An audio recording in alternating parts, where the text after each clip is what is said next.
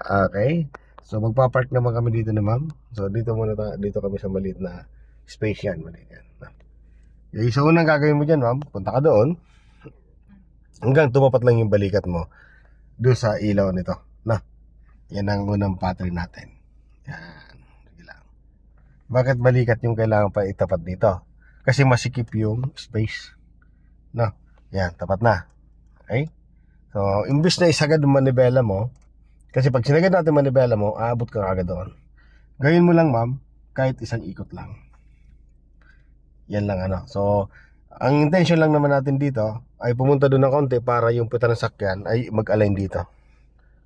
Okay? So, sige, punta ka doon. Yan, tapos bantayan mo lang to. Yan, makikita mo yan dito yung puta ng sakyan na yan. Yan o. Ayan o. Diba? Ayan na yan. So, ipoposition natin, nakaposition na yung puta ng sakyan mo. Okay? O, konti pa. Ayan na. Ayan. Nakaposition na siya. So, ngayon, pag atras natin, so, mas madali ipasok ang putan kasi nakaposition na siya. O, todo manibela mo dito. Yan. At the same time, syempre, may space ka dyan. Ano? So, lagay sa reverse. So, dito pa rin ang attention natin. Okay? So, atras. Okay? Yan. O, safe, no? Yan, o. Diba? O, sige, diretso ka lang. Kasi safe naman yan, o. Okay? Yan. O, yan, o. Ayan, safe naman, stop. Ayan, di ba? So dito, safe na dito. Diyan siya pa sa pula. Titignan mo yung katabi. Lalapitan mo ito. Ito, di ba, malapit na. So lapitan mo siya ng konti na lang. Okay, konti pa.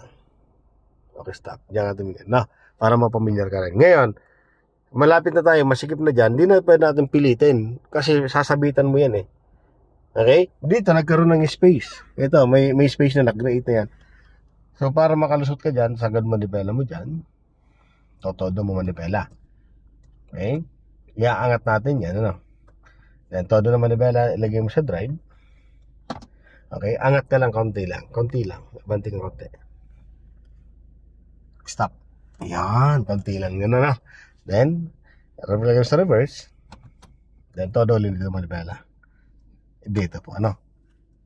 Okay na yan. Okay, so atras. Dito safe na rin. Ano yan, oh. Pasok na to, walang problema dyan, oh. Pasok na rin yan, oh. Okay, then, pantay na to. Gitnain mo naman manibela mo. 1, 2, then atras ka na. Masip talaga tong area na to naman, eh.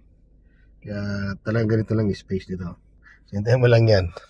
Pumunta, yan, lumapit. Kaya palapitin na pa. Okay, stop. Yan, okay na, no? Ganyan mag-park dito sa mga masikip na kagaya nito. No?